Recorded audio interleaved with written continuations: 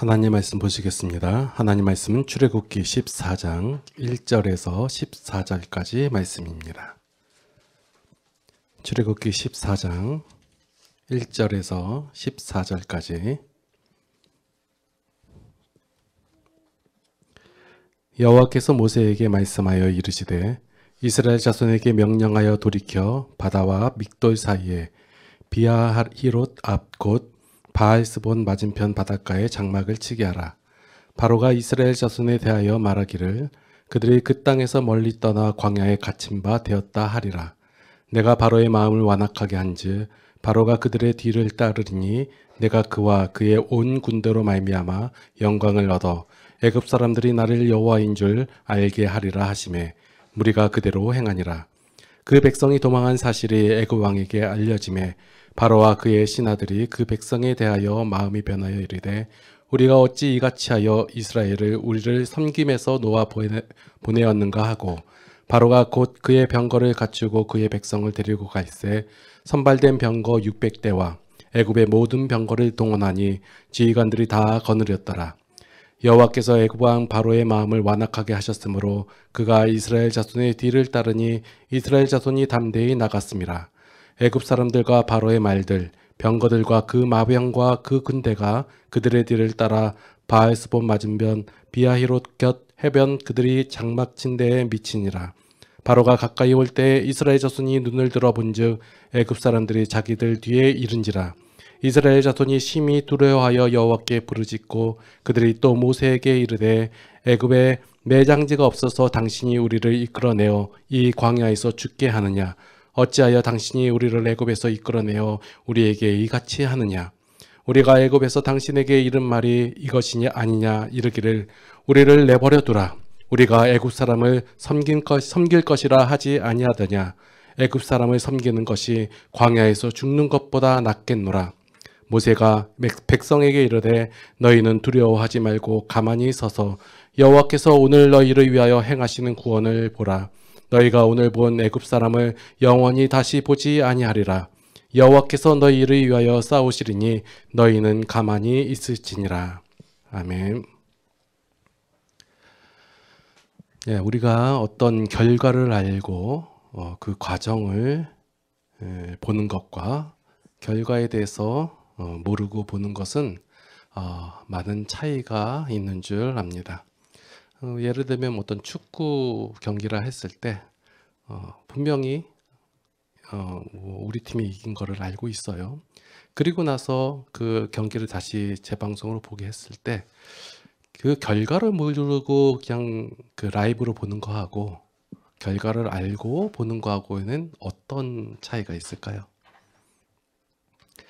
일단 결과를 알고 보면 우리 팀이 아무리 골을 먼저 먹든 아니면 뭐 실수가 나오든 아니면 어떤 간발의 차이로 뭐 골이 빗나가든 상관없이 마음이 편할 거예요. 왜냐하면 끝에는 이겼다는 사실을 아니까.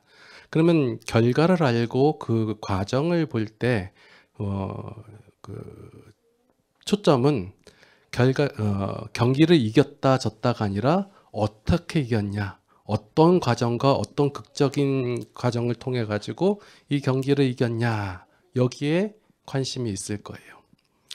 자, 우리는 출애굽기의 결과를 이미 알고 있어요.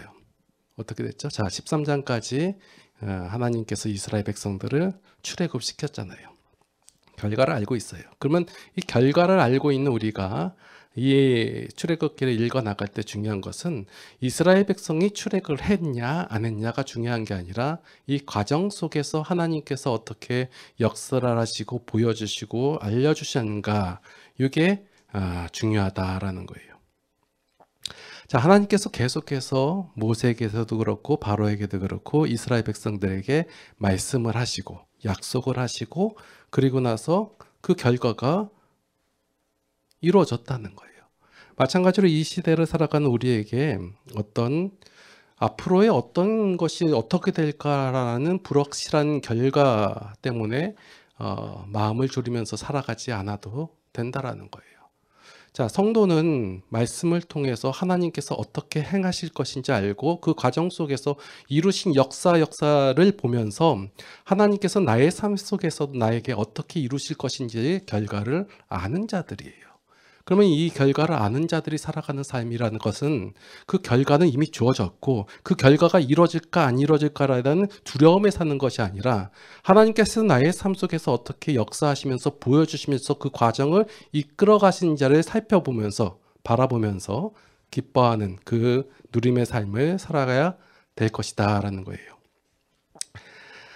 자, 하나님을 알게 되면 우리의 삶 속에서 불필요한 일이 안 하게 되고 평안한 삶을 누릴 수 있다라는 것이 제가 이제 출애굽기를 살펴보면서 알아가게 되는 내용이다라는 거예요. 자, 하나님께서는 지금 이스라엘 백성들을 출애굽기 시키셨죠. 그럼 13장에서 끝나고 이제 행복하고 즐겁게 살았다 하면 끝나는데 출애굽기는 40장까지 있거든요. 출애굽기 이후에도 보면 레위기, 민수기, 신명기, 여호수아까지 쭉 이어지는 내용들이 나와요. 자, 하나님께서 이스라엘 백성들을 출애굽시키고 난 다음에 난 다 이뤘다 하고 끝마친 것이 아니다요. 자, 내가 너희들을 구원했으니 너희들은 이제 알아서 잘 살아라 하고 빠이빠이 한 게 아니라 어떻게 하셨어요? 자, 지난번에 보셨듯이 불기둥과 구름기둥으로 인도하고 계신다라는 거예요. 이제 우리의 내용에서 보면 출애굽기해서 출을 애굽했다, 애굽에서 벗어났다, 구원받았다 해서 끝나는 것이 아니라 그때부터 하나님의 세밀한 인도하심이 시작되었다라는 거예요. 자, 애굽에서 나온 이스라엘 백성들이 오늘 본문 내용 속에서 보니까 진을 쳤어요. 그러니까 모여 있는 것이죠. 쉬었다는 거예요. 그 쉰 곳이 어디냐면 지금 그것이 이제 바닷가예요. 그러니까 애굽에서 저기 가나안 땅 넘어가기 전에 홍해 있잖아요. 홍해를 사이에 둔 바닷가인데, 자, 일반적인 생각으로 따지자면 도망쳐 나왔잖아요. 그러면 어디에다 진을 쳐야 돼요? 어떤 보호할 수 있는 깊은 골짜기나 아니면 여기 바닷가가 있으면 바다를 건넌 이후에 진을 쳐야죠. 그렇죠? 아닌가요? 자, 일반적인 생각으로는 그렇습니다. 그런데 하나님께서는 바로 이 바닷가를 앞두고 장막을 치라고 하는 거예요. 지금 하나님께서는 일부러 이렇게 행하고 계시는 거예요. 우리가 보기에는 일반적이지가 않아요. 왜 여기다 진을 치라고 하지? 전문가들이 아니면 전략가들이 보면 전혀 효율적이지 못한 곳에 진을 치라고 한 거란 말이에요. 그런데 하나님께서는 여기다 치라고 하는 거예요. 왜요? 일부러요.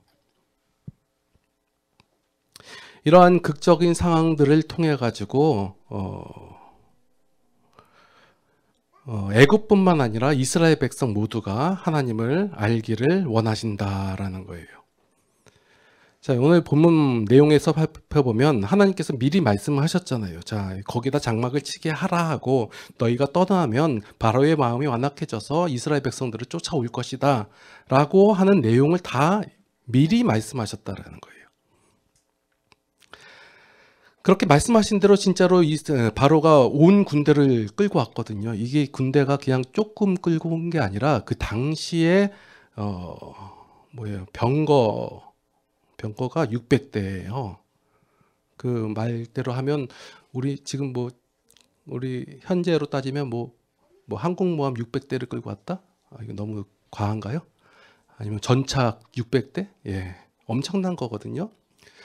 이스라엘 백성들을 진멸시키기에 충분한 군대를 몰고 바로가 왔어요. 자, 이런 상황에서 하나님께서는 미리 말씀하신 대로 바로가 왔고 찾아올 것이고 그럴 때 하나님께서 구원하신다는 약속을 말씀을 하셨다는 거예요. 그런데 이스라엘 백성들은 어떻게 됐나요? 두려움에 떨었다라는 거예요. 그러면서 두려움에 떨면서 뭐라고 얘기하냐면 우리가 차라리 애굽에 있었다가 그 안에서 살았으면 차라리 여기서 죽는 것보다 낫지 않냐 하면서 합당한 얘기를 합니다. 누가 꺼내달라고 했냐? 거기 있다고 했는데 모세 네가 와가지고 이런 사단이 벌어지지 않았냐? 자, 지난번에 말씀드렸다시피 이스라엘 백성들은 적극적으로 애굽으로부터 도망 나오기를 원하지 않았어요. 그런 도망쳐 나오듯이 쫓겨나다시피 해서 나온 것이지 우리가 자유를 찾아 독립하리라 이렇게 해서 나온 것이 아니에요. 자, 이런 두려움에 떨게 됐다는 거예요. 자, 이러한 상황에서 하나님을 아는 사람과 하나님을 모르는 사람, 그러니까 대표적으로 하나님을 모르는 사람이 이제 바로하고 이스라엘 백성이 나오는 거고, 그나마 하나님을 알았다는 축에 이제 모세가 나오는데, 이 두 부류의 사람들의 그 행동이나 자세가 이게 다르게 나온다는 거예요.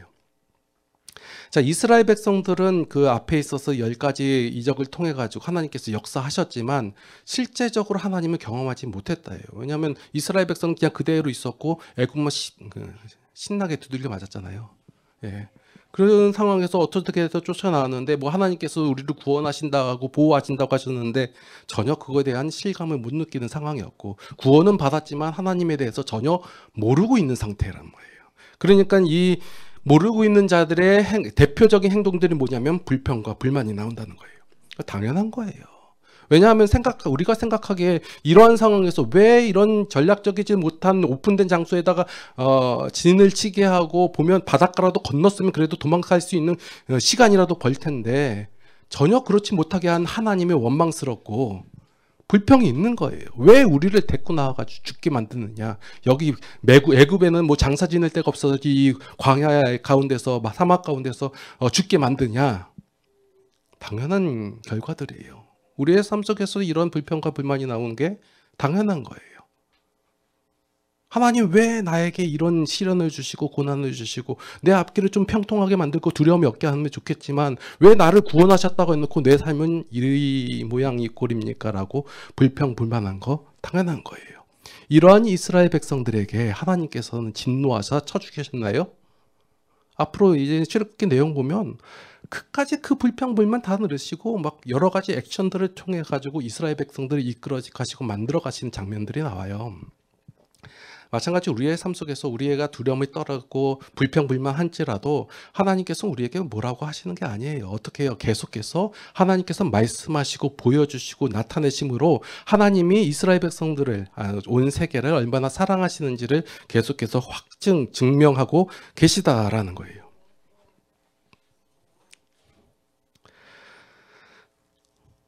하나님께서 모세에게 등장하신 이후부터 출애굽하는 사건까지 다 보여주시고 말씀하시고 경험하게 하시고 체험하게 하셨어요. 그래서 우리는 오늘 본문 사건을 통해서 죄인이 하나님을 아는 것이 얼마나 어려운지를 알 수 있다라는 거예요. 하나님께서 큰 능력과 이적과 기사를 통해 가지고 보여주셨음에도 불구하고 죄인은 하나님을 모른다예요. 이스라엘은 수많은 경험을 했지만 하나님을 모른다예요. 그래서 하지 않아도 될 두려움에 사로잡히는 거예요.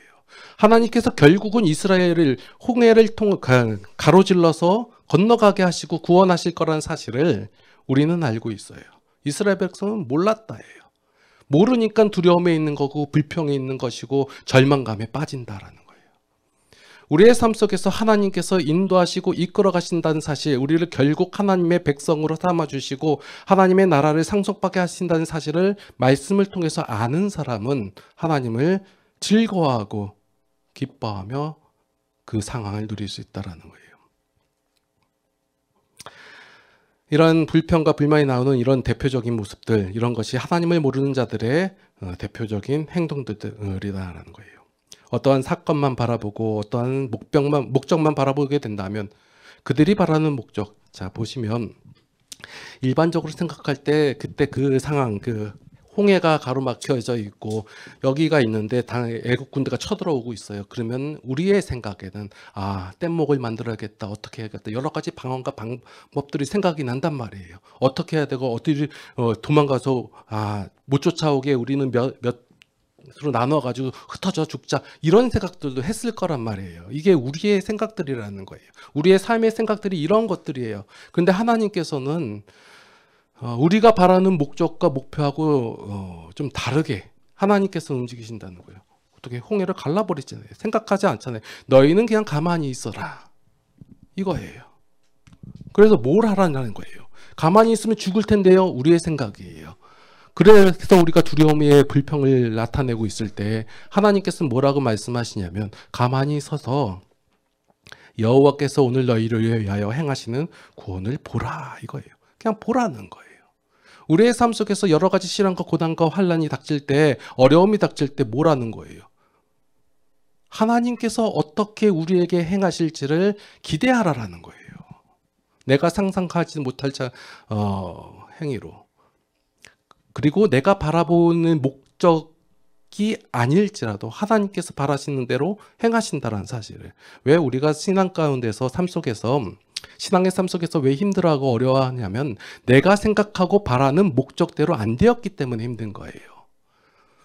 이스라엘 백성들이 여기서 생각하기에 바라는 목적은 뗏목이 나타나든지 아니면 흩어졌을 때 목숨을 부지하는 거라고 생각을 했을 수도 있어요. 그게 이스라엘이 바라보는 목적이에요. 근데 하나님께서는 이스라엘 모두를 안전하게 홍해를 통해 건너게 하신단 말이에요. 내가 바라고 생각하는 목적하고 하나님께서 계획하시는 방법하고는 차이가 있을 수 있다는 거예요. 그걸 모르니까 우리는 불만이 있고 두려움 속에 사로잡히게 된다는 거예요. 자, 대표적으로 보면 모세가 하나님을 모르는 자예요. 처음부터 반항을 했었고 나는 못하겠습니다. 하나님 나는 입시술이 둔한 자이니까 좀 다른 사람 좀 보내주십시오 하면서 계속해서 거부하던 자예요. 그런데 하나님께서 애굽에서의 10가지 이적을 통해 가지고 누가 하나님을 알게 됐냐면 모세가 알게 됐다는 거예요. 모세가 하나님께서 말씀하신 대로 이루시는 그 신뢰, 그것이 믿음이라고 하거든요. 내가 하나님을 믿어야지 산 게 아니라 하나님께서 행하시는 10가지 이적을 살펴보고 나니까 모세에게 무엇이 생겼냐면 믿음이 생긴 거예요. 바라보니까 그대로 됐거든요. 그 모세가 이제 하는 말이 13절, 13절 너희는 가만히 두려워하지 말고 가만히 있어서 여호와께서 오늘 너희를 위하여 행하시는 구원을 보라. 여호와께서 너희를 위하여 싸우시니 너희는 가만히 있을지니라. 이렇게 말할 수 있다라는 거예요. 왜냐하면 그가 경험했기 때문에.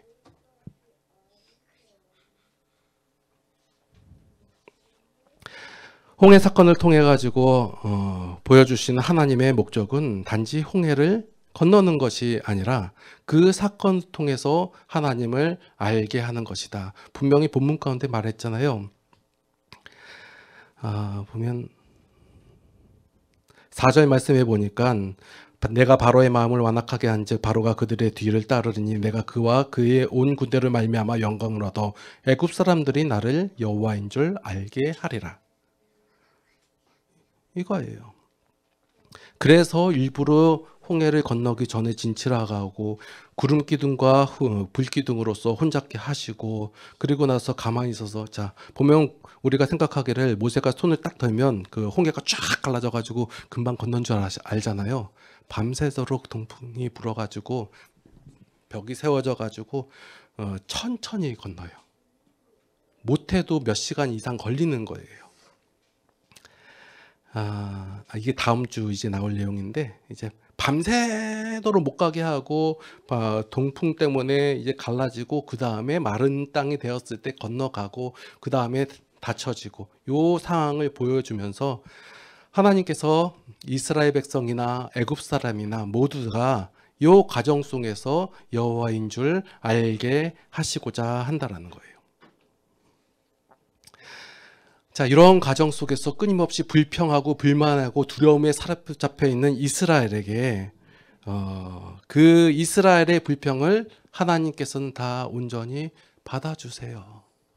여기서 우리가 하나님의 성품과 속성을 하나 더 발견할 수 있는 것이 무엇이냐면 우리가 우리의 삶 속에서 고난 속에서 내가 바라보고 내가 생각하고 있는 목적이 안 이루어지고 그 고통 가운데 두려움 가운데 떨고 있을 때 그리고 그 온갖 그 불평을 하나님께 다 쏟아내고 있을 때 하나님께서는 그 내용을 다 받아주신다라는 거예요. 왜 하나님 나의 기도에 응답하지 않습니까? 하고 소리 지를 수 있어요. 그것을 그대로 받아들이세요. 네가 아직 몰라서 그런다 하고 그리고 알 때까지 보여주시고 알려주시고 나타내어 주신다라는 거예요. 솔직히 말해가지고 이스라엘 백성들이 이 사건 오늘 본문 속의 사건을 통해 가지고 손해본 내용이 있나요? 진짜로 바로의 군대가 와가지고 때리기라도 했나요? 아니요. 그냥 바라보고 두려워하고 있을 뿐이에요. 저 멀리서 바로의 군대가 막 오고 있는 것을 보고 무서워서 죽을 것 같은 거예요. 불만이에요. 불평이에요. 두려움에 막 쌓여 있는 거예요. 그냥 그거예요. 그러한 그들에게 그냥 바라보라는 거예요. 뒤에 있는 바로의 군대를 바라보지 말고 앞에서 역사하시고 나타내신 하나님의 역사하심, 나타내심을 바라보라는 거예요. 그냥 가만히 서서 눈 감고 있지 말고.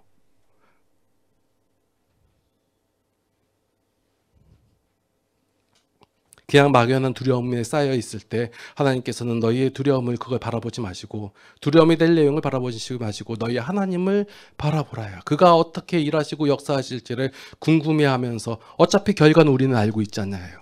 우리의 인생 가운데서 여러분들 결과를 알고 있지 않나요?